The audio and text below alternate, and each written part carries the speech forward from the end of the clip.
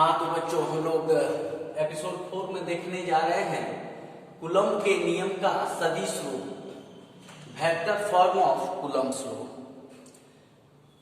Coulomb के नियम को सदिश के रूप में कैसे व्यक्त करेंगे। अब यहाँ मान लेते हैं कि पॉइंट ए पे Q1 चार्ज है, मान लेते हैं पॉजिटिव है। यहाँ Q2 चार्ज है बी पे, और इनके बीच का डिस्टेंस R मान लेते हैं। तो लिख सकते हैं कि माना Q1 एवं Q2 दो आवेश हैं जो वायु या निर्वात में एक दूसरे से r दूरी पर स्थित है। ठीक है, ये Q1 Q2 निर्वात या वायु में एक दूसरे से r दूरी पर स्थित है। यदि Q1 के द्वारा Q2 पर लगने वाला बल F12 हो, ये Q1 Q2 पर बल लगा रहा है इस दिशा में, कितना F12।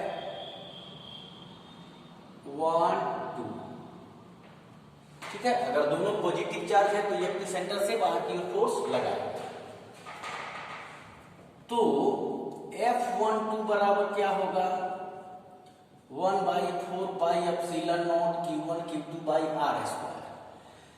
तो बल F12 की दिशा में एकांक सदिश R12 कैप ले लेते हैं। R12 कैप बता रहा है कि बल F12 की दिशा जो है वो Q1 से Q2 की ओर है। तो इसको ऐसे कर सकते हैं, R12 का स्क्वायर और R12 cap. R12 cap unit vector दिखा दिए क्योंकि यहाँ वेक्टर के डायरेक्शन को अब शो किए हैं। तो F12 equal to 1/4 pi epsilon not Q1 Q2 by R12 का स्क्वायर। और यूनिट वेक्टर का तो डेफिनेशन आप जानते हैं कि R कैप बराबर vector R by mod of vector R, यानी वेक्टर R बाई R, है ना। तो यहाँ हो जाएगा R12 वेक्टर और R12 का मॉड, तो मॉड ले लिए। तो F12 equal to 1/4 pi epsilon not Q1 Q2 by R12 का स्क्वायर और R12 वेक्टर बाई R12, क्योंकि मैग्नीट्यूड लेंगे तो डायरेक्शन खत्म हो जाएगा। तो ये इक्वेशन लिख सकते हैं, F12 equal to 1/4 pi epsilon not Q1 Q2 by R12 का क्यूब और R12, इस तरह से। ये Q1 के द्वारा Q2 पर लगने वाला है। उसी तरह लिख सकते हैं, यदि Q2 के द्वारा Q1 पर लगने वाला बल F21 हो, जिसकी दिशा एकांक सदिश R21 की दिशा में हो, तो कहने का मतलब है कि यह Q2 Q1 की ओर फोर्स लगा रहा है F21, और किस डायरेक्शन में, तो यूनिट वेक्टर R21 कैप के डायरेक्शन में। तो डायरेक्टली लिख सकते हैं कि F21 equal to 1/4 pi epsilon not Q1 Q2 by R21 का होल क्यूब और R21। ठीक है, अब जो होता है ये म्यूचुअल इक्वल परस्पर बराबर बल है। जो भी इन्वर्स स्क्वायर लॉ के द्वारा बल लगते हैं, जैसे ये कलम पृथ्वी को जितने बल से खींच रहा है, पृथ्वी भी उतने ही बल से कलम को खींच रही है। ये अलग बात है कि कलम का द्रव्यमान कम है तो त्वरण ज्यादा त्वरण से गिरता हुआ 9.8 से दिखता है, और पृथ्वी का द्रव्यमान ज्यादा है तो इसका एक्सेलरेशन 0.0000 आता है, तो ये नगण्य होता है। तो इसका मतलब कि आवेश ये Q1 बड़ा हो या Q2 छोटा हो, कौन बड़ा, कोई प्रतीक Q1 जितना बल Q2 पे लगाएगा, Q2 उतना ही बल Q1 पे लगाएगा, चाहे Q1 और Q2 के आवेशों का परिमाण अलग अलग क्यों ही ना। तो ये परस्पर समान बल है, ये बल परस्पर समान परिमाण में होते हैं, समान परिमाण में होते हैं। तो इसको लिख सकते हैं F12 इक्वल टू F21, और अगर दोनों चार्ज पॉजिटिव हैं तो ऐसे भी लिख सकते हैं F12 का मॉड और F12 माइनस का मॉड, यानी दोनों का परिमाण बराबर होगा। अगर दोनों पॉजिटिव हैं तो दोनों का डायरेक्शन अपोजिट हो सकता है। तो इस तरह से हम लोग वेक्टर फॉर्म में इसको शॉर्टली ये बता सकते हैं। अब इसका न्यूमेरिकल बनाते बनाते वेक्टर का जब कुछ हम लोगों का एक्सपीरियंस बढ़ेगा तो इसको 3D के रूप में भी हम लोग रिप्रेजेंट कर पाएंगे।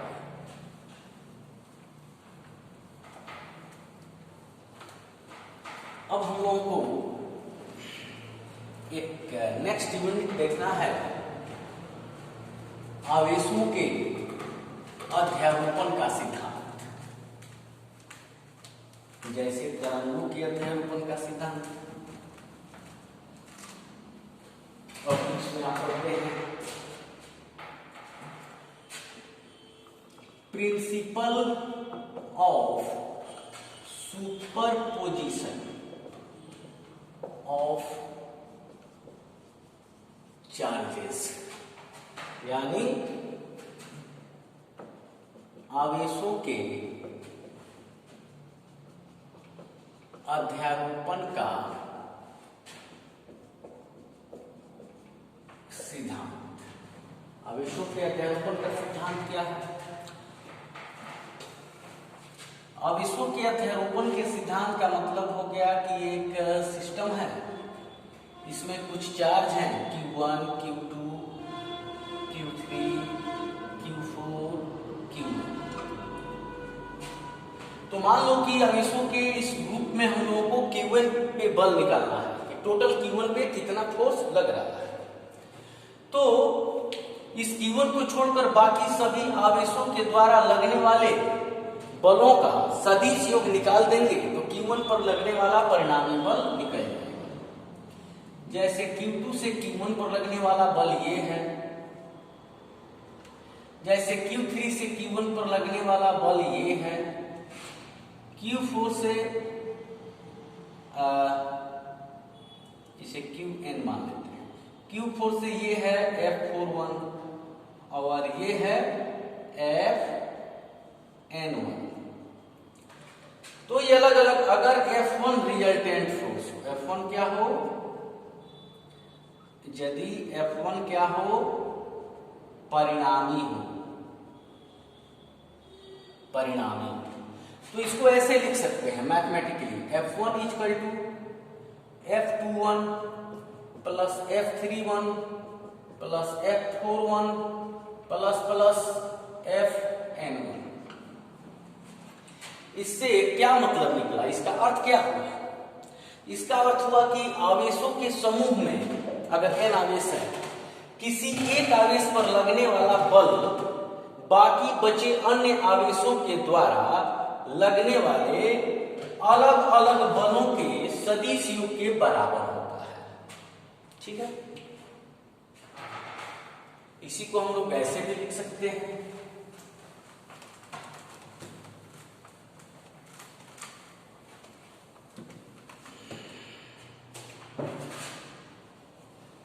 मान लो कि यहाँ Q एक चार्ज है, यहाँ है Q1, यहाँ है Q2, यहाँ है Q3, यहाँ है Q1।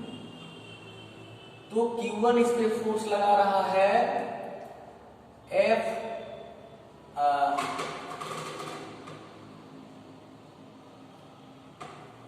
F1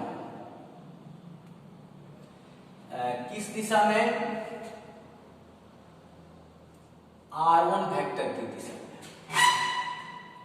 ठीक है, R1 कैप की दिशा में। और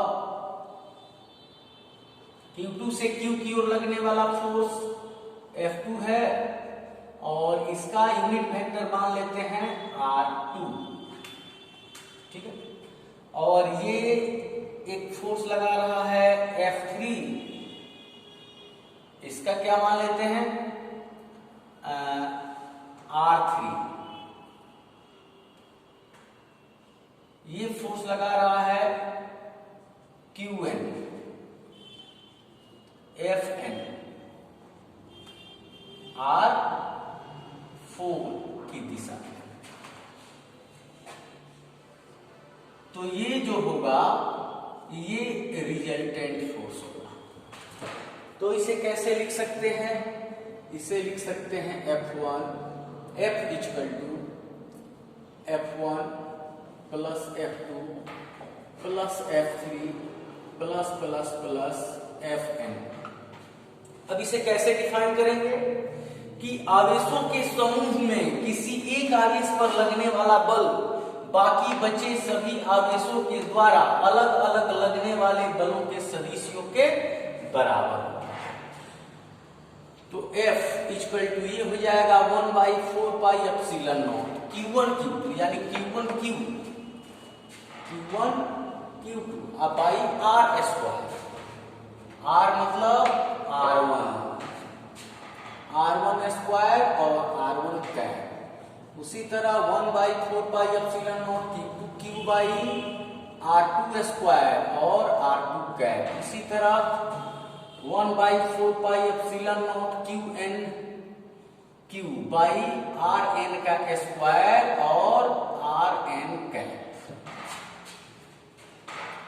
तो इसे आप कैसे लिख सकते हैं, इसे आप Q/4 पाई एप्सिलॉन नॉट को कॉमन कर दीजिए तो बच गया Q1 बाई R1 का स्क्वायर और ये हुआ R1 by R1 mod of R1 यानी R1 प्लस ये हुआ Q2 बाई R2 का स्क्वायर और ये R2 बाई R और ये हुआ Qn बाई Rn का स्क्वायर और ये हुआ Rn बाई Rn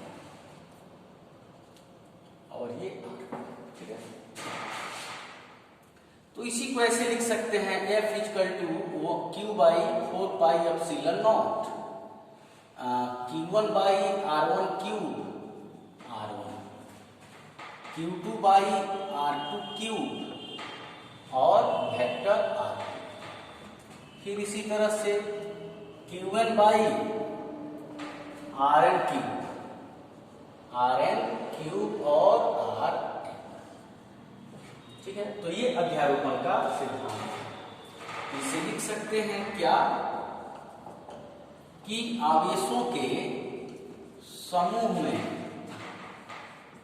किसी आवेश पर लगने वाला परिणामी विद्युत बल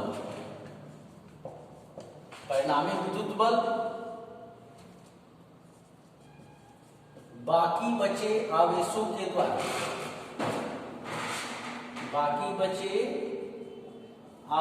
के द्वारा अलग अलग लगने वाले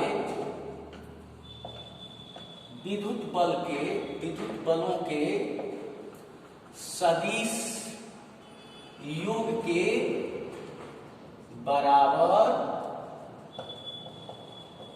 होता है।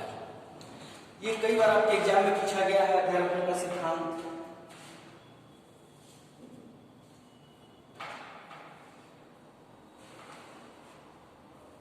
ठीक है, तो अब हम लोग नेक्स्ट एपिसोड देखेंगे।